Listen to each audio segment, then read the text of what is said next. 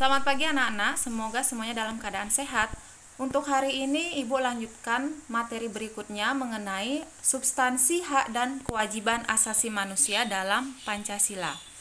Salah satu karakteristik hak dan kewajiban asasi manusia adalah bersifat universal. Artinya, hak dan kewajiban asasi merupakan sesuatu yang dimiliki dan wajib dilakukan oleh setiap manusia di dunia tanpa membeda-bedakan suku bangsa, agama, ras, maupun golongan. Nilai-nilai Pancasila dapat dikategorikan menjadi 3, yaitu nilai dasar, nilai instrumental, dan nilai praksis. Yang pertama, hak dan kewajiban asasi manusia dalam nilai dasar Pancasila.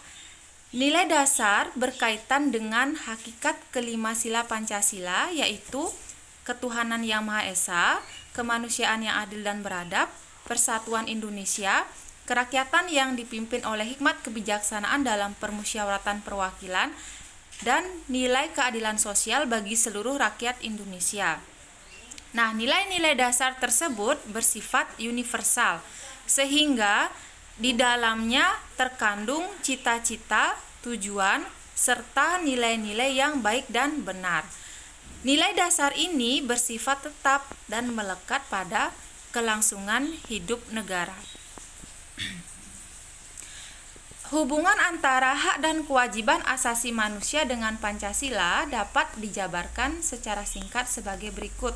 Nah, yang pertama, ketuhanan yang Maha Esa.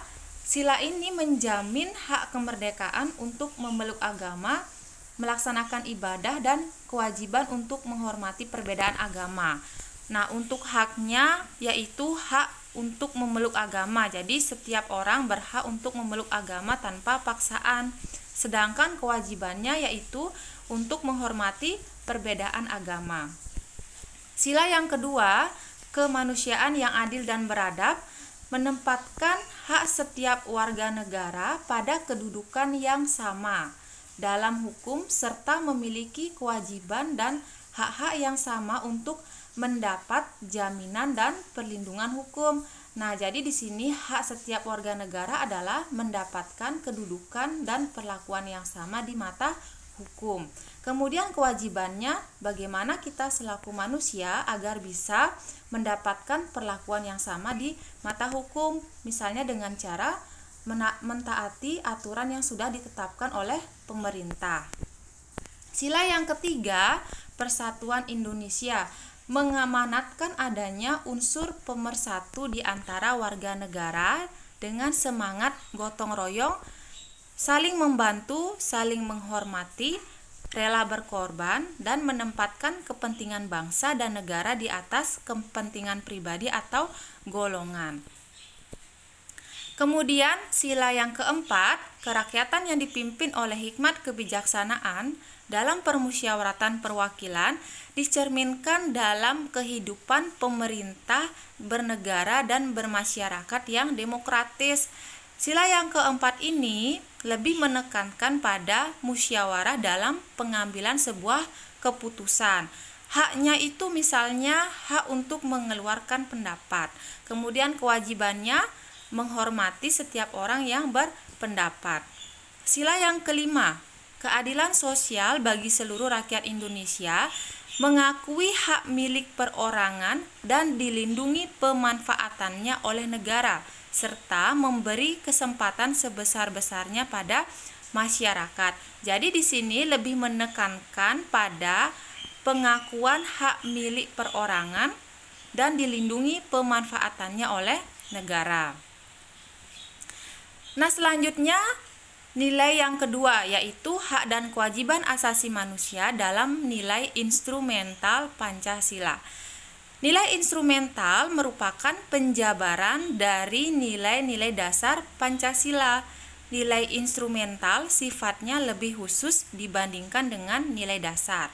Nah, dengan kata lain, nilai instrumental ini merupakan pedoman pelaksanaan kelima sila Pancasila.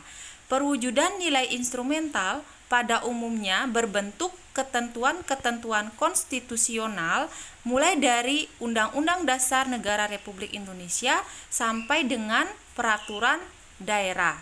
Ya, jadi nilai instrumental ini merupakan penjabaran dari nilai-nilai dasar dan nilai instrumental ini berbentuk ketentuan konstitusional mulai dari Undang-Undang Dasar sampai dengan peraturan daerah. Adapun peraturan perundang-undangan yang menjamin hak asasi manusia, misalnya Undang-Undang Dasar Negara Republik Indonesia tahun 1945, kalau kita lihat pasalnya adalah pasal 28A sampai dengan pasal 28J. Kemudian ketetapan MPR nomor 17/MPR/1998 tentang hak asasi manusia.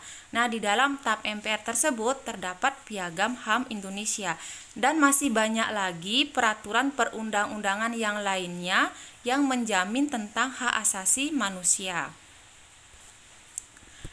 Kemudian yang ketiga ada hak dan kewajiban asasi manusia dalam nilai praksis sila-sila Pancasila.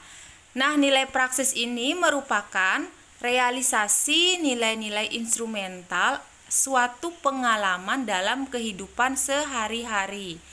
Nah, hak asasi manusia dalam nilai praksis Pancasila dapat terwujud apabila nilai-nilai dasar dan instrumental Pancasila itu sendiri dapat dilaksanakan dalam kehidupan sehari-hari oleh seluruh warga negara. Hal tersebut dapat diwujudkan apabila setiap warga negara menunjukkan sikap positif dalam kehidupan sehari-hari. Adapun sikap positif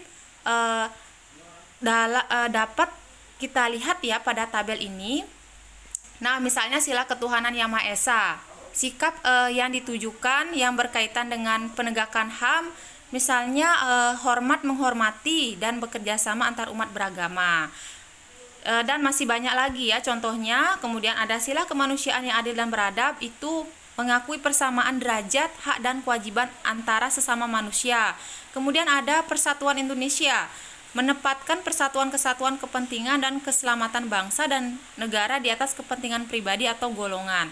Kemudian ada sila keempat, misalnya contohnya mengutamakan kepentingan negara dan masyarakat.